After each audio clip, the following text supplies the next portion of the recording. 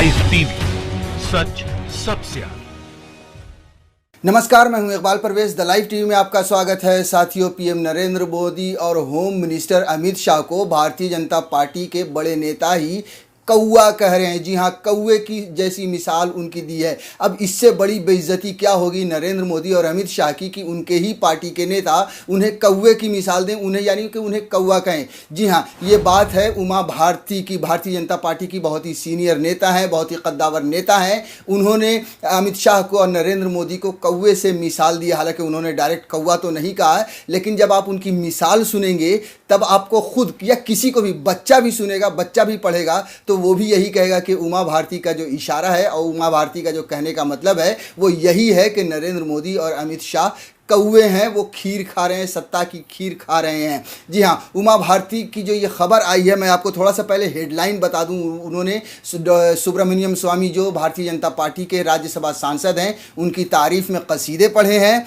और कहा है कि जो सत्ता में बैठे लोग हैं वो कौए की तरह खीर खा रहे हैं। हेडलाइन वैसे बहुत जगह ये खबर छपी है, लेकिन मैं आपको जनसत्ता की हेडलाइन सुना दूं कि सुब्रमण्यम स्वामी पर बोली उमा भारती, यही कलयुग की त्रासदी, कौए खीर खा रहे हैं और हंस दाना चुग रहे हैं। सोचिए कितनी बड़ी बात है और कितनी भारी बेइज्जती है कि प्रधानमंत्री नरेंद्र मोदी के लिए और अमित शाह के लिए कि उमा भारती जो खुद भारतीय जनता पार्टी से ही हैं, वही इन्हें कौवे की मिसाल दे रही हैं। आगे जो सब हेडलाइन है उसमें ये छापा है कि उमा ने एक और ट्वीट किया। इसमें उन्होंने लिखा, मैंने हमेशा डॉक्टर सुब्रमण्यम स्वामी को अपना हीरो एवं आदर्श माना। डॉक्टर स्वामी के जीवन के सहस्त्र चंद्र दर्शन पूरे हुए, जिसकी खुशी में मेरे गुरु जी के स्थान पर वसंत कुंज दिल्ली में उत्सव मनाया गया। सोचिए कि वो पूरा देश जो अंधभक्त हैं वो गुरु जी किनको मानते हैं, अपना पप्पा किनको मानते हैं, नरेंद्र मोदी को मानते हैं। वो गुरु किनको मानते हैं, अमित शाह को मानते हैं। मगर उमा भारती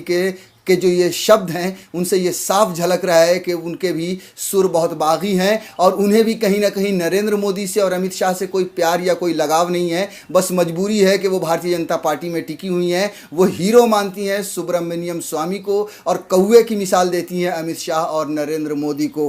आगे हम थोड़ा सा विस्तार से इस खबर को बता दें कि पूर्व केंद्रीय मंत्री और बीजेपी की वरिष्ठ नेता उमा भारती ने सुब्रमण्यम स्वामी की तारीफों के पुल बांधे हैं। सोमवार को उमा भारती ने एक के बाद एक कई ट्वीट किए जिसमें उन्होंने स्वामी की तारीफ की। उमा ने लिखा, कलयुग की त्रासदी है कि कौवे खीर खा रहे हैं और हंस मोती की जगह दाना चुग रहे हैं। सोचिए ये खीर कौन खा रहे हैं? जो जाहिर है जो सत्ता में बैठे हैं। सत्ता में कौन बैठे हैं? नरेंद्र मोदी और अमित शाह बैठे हैं, या फिर उनके जो खास कुछ लीडर हैं या वो सत्ता में बैठे हैं और उमा भारती उन्हें कौवे कह रही हैं और सुब्रमण्यम स्वामी को अपना आदर्श, अपना हीरो बता रही हैं। इसके बाद उमा ने एक और ट्वीट किया। इसमें उन्होंने लिखा, मैंने हमेशा डॉक्टर सुब्रमण्यम स्वामी को अपना हीरो एवं आदर्श माना। डॉक्टर स्वामी के जीवन के सहस्त्र चंद्र दर्शन पूरे हुए, जिसकी खुशी में मेरे गुरुजी के स्थान पर वसंत कुंज दिल्ली में उत्सव मनाया गया। उमा भारती ने आगे कहा, डॉक्टर स्वामी भारत की राजनीति के सर्वाधिक बुद्धिमान, भारतीय अर्थनीति की गहरी समझ एवं एक बहुत ही भव्य एलिगेंट हिंदू हैं। उनकी जीवन संगिनी पारसी हैं। पारसी सूर्य के उपासक होते हैं। डॉक्टर स्वामी सूर्य की तरह चमकदार एवं आभा से युक्त हैं, इसलिए रुखसाना जी ने सूर्य से विवाह किया। दोनों पति पत्नी का यह देवीय जोड़ा है, वह दोनों एक दूसरे से अभिन्न हैं। सोचिए कितनी तारीफ के कसीदे पढ़े हैं डॉक्टर सुब्रमण्यम स्वामी के लिए उमा भारती ने, जबकि कसीदे पढ़ने चाहिए थे नरेंद्र मोदी और अमित शाह के लिए। यहाँ उल्टा हो गया कि कसीदे पढ़े जा रहे हैं सुब्रमण्यम स्वामी के लिए और उन्हें यानी नरेंद्र मोदी और अमित शाह को कौवा कहा जा रहा है और ये कहा जा रहा है कि सत्ता में बैठ कर ये लोग खीर खा रहे हैं। कई बार उमा भारती के सुर ऐसे लगे हैं कि उन्होंने भाजपा के खिलाफ एक तरह से आवाज़ उठाई है या मोर्चे बंदी की है।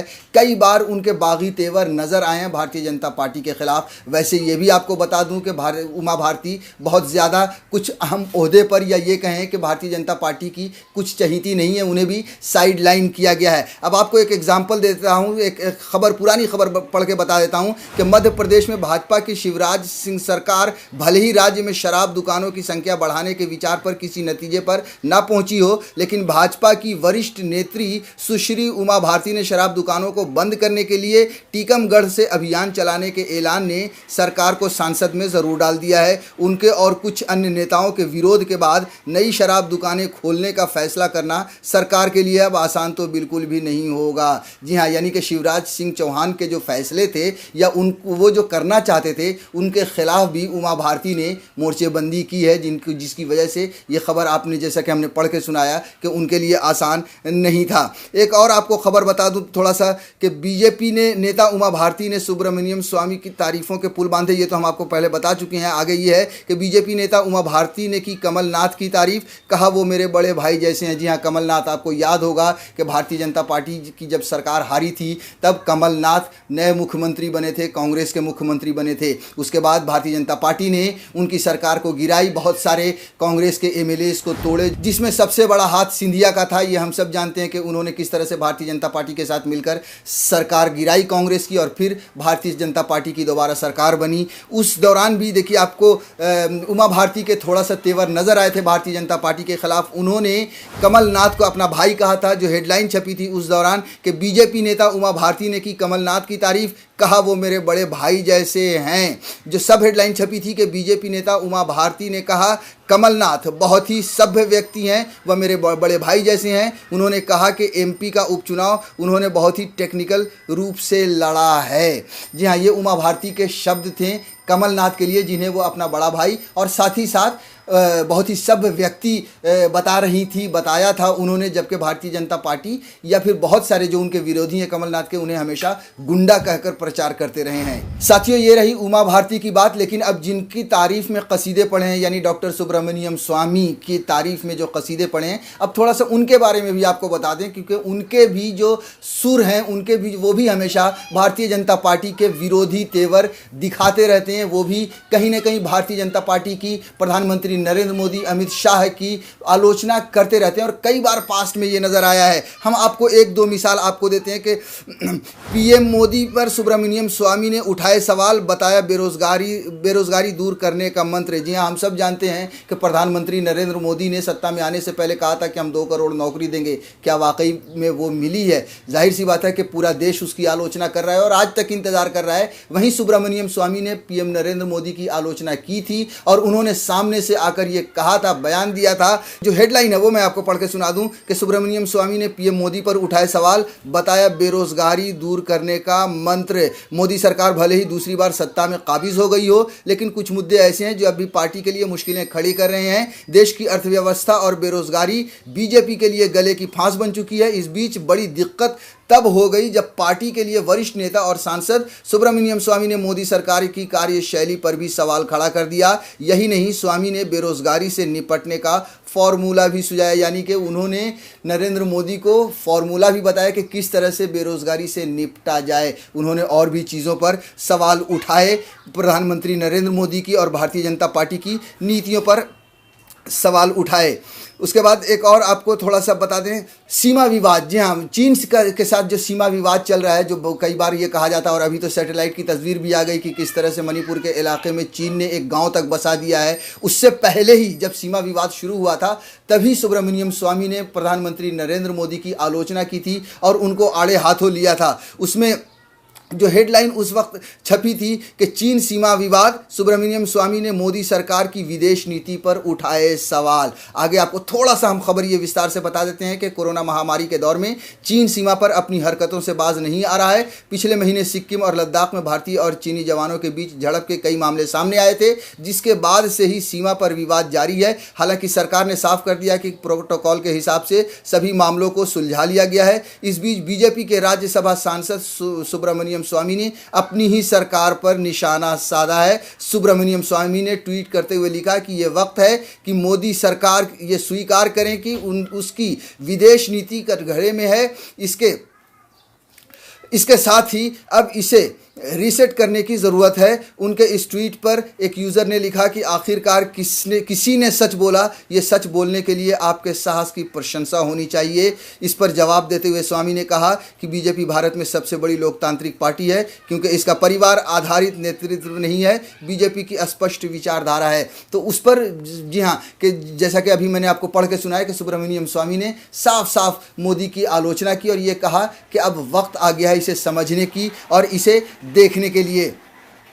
एक और आपको इसका उदाहरण दे दूं कि अभी जब टीकाकरण की बात चल रही थी, जब कोरोना की वैक्सीन को जब अप्रूवल मिला था, तब भी सुब्रमण्यम स्वामी ने पूरी तरह से प्रधानमंत्री नरेंद्र मोदी पर निशाना साधा था और ये कहा था कि उनका ऑफिस यानी पीएमओ का जो ऑफिस है वो भ्रष्टाचार से भरा है। यानी कि इशारा कहीं ना कहीं यही था, क्योंकि किसी भी दफ्तर में जब भ्रष्टाचार होगा तो उसके मालिक को, जो उसके सर्वे सर्वाएं या जो सबसे ऊंचे ओहदे पर बैठे हैं, उनकी आंख के नीचे भ्रष्टाचार नहीं होगा, उन्हें मालूम होगा। उन्होंने लिखा था, जनसत्ता ने यह खबर छापी थी, उसमें हेडलाइन थे कि बीजेपी सांसद ने कहा बेहतर ट्रायल के बावजूद देसी वैक्सीन से पहले विदेशी को दी मंजूरी, पीएमओ में भ्रष्ट अफसरों की भरमार। आगे जो डिटेल में था वो थोड़ा सा आपको पढ़ के सुना दूं कि कोरोना का प्रकोप भारत में अब भी नहीं थमा है। इसी बीच देश में सीरम इंस्टीट्यूट ऑफ इंडिया द्वारा तैयार की जा रही कोविशील्ड वैक्सीन के आपात इस्तेमाल को मंजूरी दे दी गई है। इस पर भारतीय जनता पार्टी के राज्यसभा सांसद सुब्रमण्यम स्वामी ने सवाल उठाए हैं। स्वामी ने कहा कि पीएमओ में भ्रष्ट अफसरों से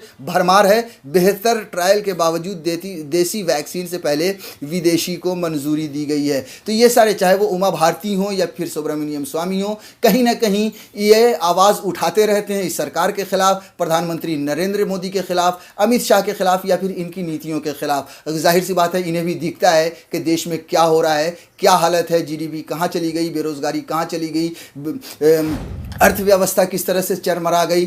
ठीक, अब लेकिन अब इसके बावजूद और इन सब से आगे उमा भारती ने 2 कदम और बढ़ाया है और साफ तौर पर यह कह दिया है कि कौवे खीर खा रहे हैं, यानी उनका इशारा आप समझ चुके होंगे। फिर भी मैं दोहरा देता हूं कि जो कौवा शब्द है, जो उनका इशारा है, वो प्रधानमंत्री नरेंद्र मोदी और अमित शाह के लिए ही था और अमित शाह के लिए ही है।